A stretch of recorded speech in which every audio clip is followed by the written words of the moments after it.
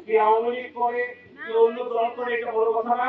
আপনাদের সময় বাঁচবে, আপনাদের অর্থ বাঁচবে এবং পাশাপাশি হয়তো ছোট্ট একটা চিকিৎসার অভাবে যাতে বড় ধরনের কোনো ক্ষতির সম্মুখীন হতে না হয় সেদিক থেকে আপনাদের জীবনটাও বাঁচবে। জানাবো যে আমার এই মহেশচন্দ্রপুর একটা আদর্শ গ্রামে পরিণত করার জন্য এখানে মসজিদ, মাদ্রাসা, আপনাদের গ্রামবাসীর ঐক্যবদ্ধ প্রচেষ্টায় দলমত নির্বিশেষে আমি যখনই আসি আমি সবাইকে পাই। এর জন্য ধন্যবাদ জানাই। কে আওয়ামী লীগ করে কে অন্য দল করে এটা বড় কথা না। মহেশচন্দ্রপুর গ্রামের জন্য, গ্রামের মানুষের জন্য, আমাদের তরুণ তরুণীদের চাকরির জন্য আমার লতি আজকে আসতে পারেনি, মনে হয় দুপুর পরে আসবে।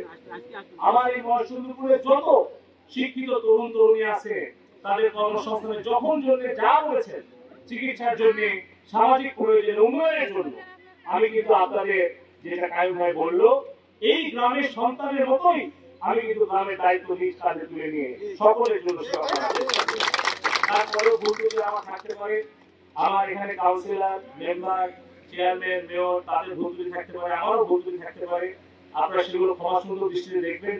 আপনাদের মনে আছে কত সালে যখন বন্যা হয় এই মহেশচন্দ্রপুর এইখানে স্কুলে আমাদের আশ্রয় কেন্দ্র করতে হয়েছিল। এখানে রিঙ্কু আছে।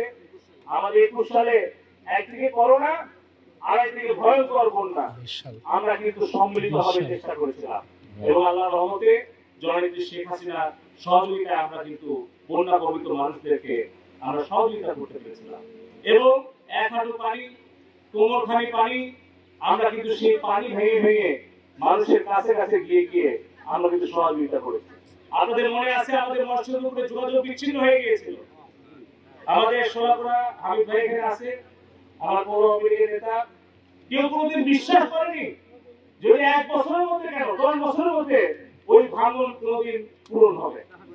নায়করা জলপ্রপাতের মতো যখন নদী ভেঙে গেল, নদীর পার, রাস্তা, আশপাশের জেলা থেকে মানুষ দেখতে আসতো, হাজার হাজার মানুষ দেখতে আসতো কিভাবে পানি যাচ্ছে।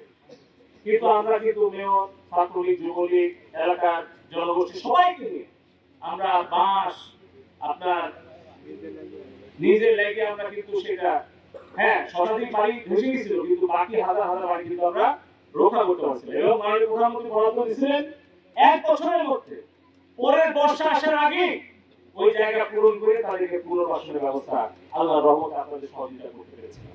যদি ইচ্ছা থাকে, সততা থাকে, সদিচ্ছা থাকে, তাহলে অনেক অসম্ভবকে কিন্তু সম্ভব করা যায়। যাই হোক, আমি বক্তব্য বাড়াবো না। এই মহেশচন্দ্রপুর গ্রাম থেকে যদি সিংড়া হাসপাতালে যেতে হতো, আমার এখানে ভাইসটা শুভ আছে ডাক্তার, আমার সামনেই বড় হয়েছে, আমার ইউনিয়ন আওয়ামী লীগের সভাপতির ছেলে।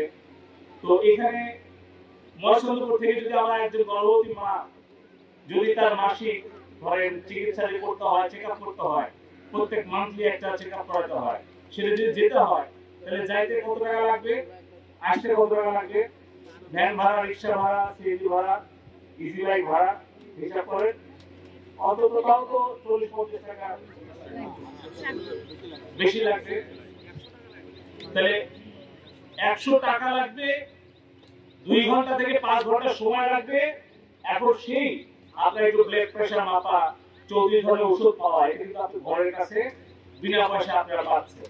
এই কারণেই মাননীয় প্রধানমন্ত্রী সারা বাংলাদেশে 14,000 কমিউনিটি হেলথ ক্লিনিক করে দিয়েছেন।